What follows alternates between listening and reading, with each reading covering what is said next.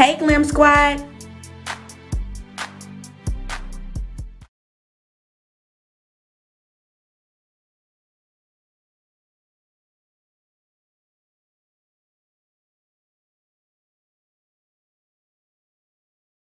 Hey everybody, I know this video is different. It kind of like it's about to storm outside. I'm not really a big rain person, but I was trying to try a whole new background for today. That's because I'm feeling good, you know. I miss my baby girl. She's at her grandmama's house. She's been there for a couple of days, maybe a day or two, and I miss her so much. We were supposed to get her this morning, but my boyfriend, he had to go to work. We ended up waking up super late this morning, so yeah, I don't really like to sit on the balcony. Like, this is my first time actually sitting on the balcony, and I got my liquor. Period. I ain't 21 no more, but it is what it is. I eat like a little bit of something before, you know, I start drinking. But this video, you guys, you can tell by the title that I will be talking about having a C-section. Yeah, so if you're new to the team, you know, you're new to the squad, go ahead and subscribe right now. Like this video, and of course share. Don't be afraid to share that. Of course, comment down below, let me know what you want to see that's new. Let me know. I'll do it. Best believe I will do it. And I do have pranks that's coming for you guys, but I have to figure that out because I do record off of my phone, so I have to make sure there's no calls coming through. I might have to put myself on airplane mode, or my phone on airplane mode, but it depends. I don't know.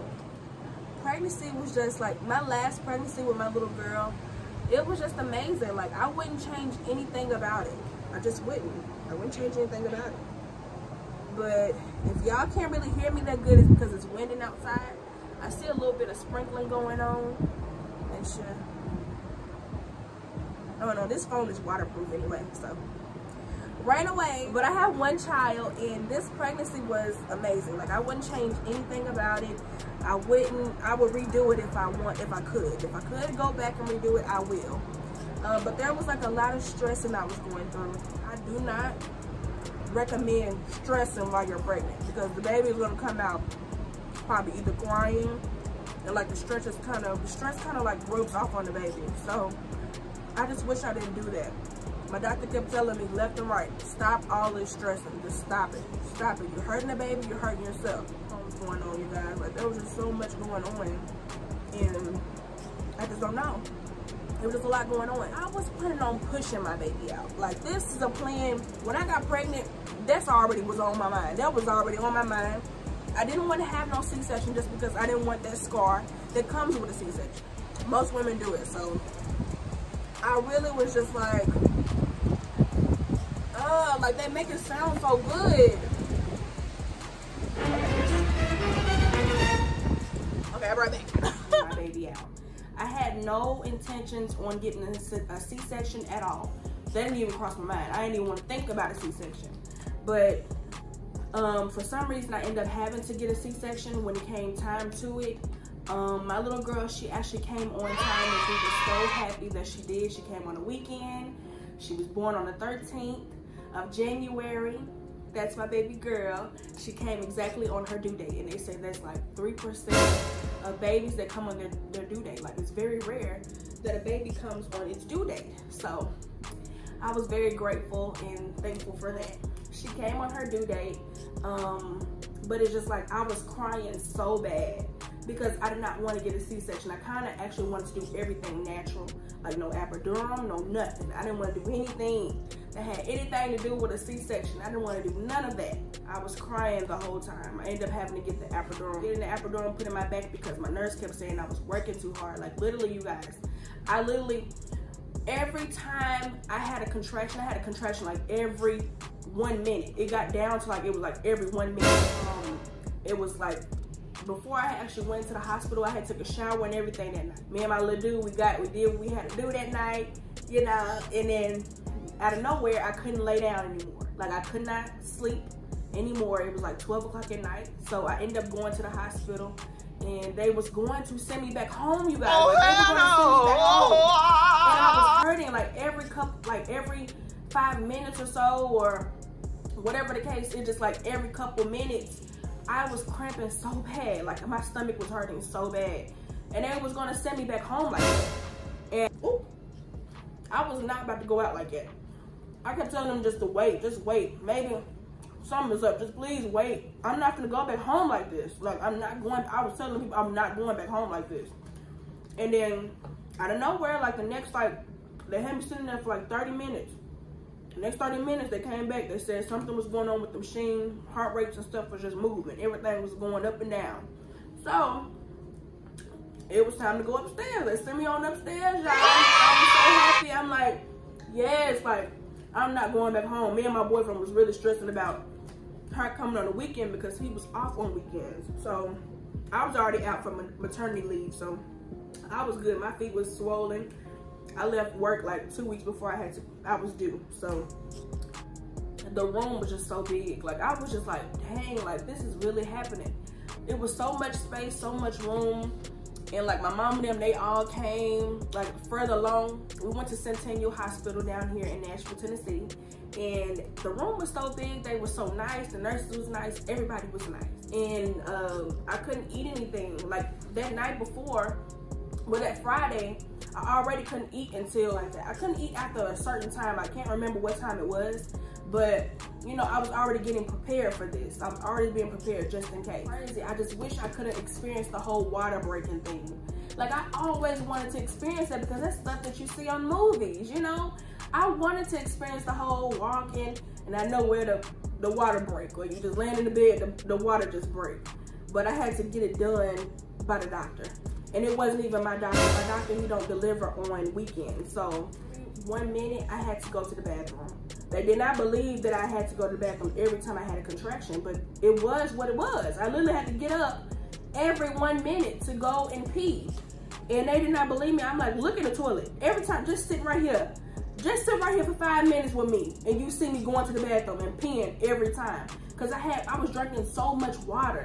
Like my baby daddy made sure I was taking my prenatal vitamins. He was making sure I had gallons of water. Like he was taking good care of me. Like, just period. I forced myself to go to bed because I was cramping so bad and I just kept getting tired of just getting up to go pee. So I had to force myself to go to sleep. I forced myself to go to sleep, went to sleep and everything like that. I went to sleep probably like 3 hours. I had to get right back up. It was probably like at least like 10 o'clock or something like that, 10 o'clock. I woke up, my cousin, she was there, my mama, she was there, my granny, them, everybody was there. Getting real. I'm like, yeah, it's really gonna happen. Because my mama and them here, everybody's here. It was just like an amazing feeling, you know. I had all my family and everything there to support me.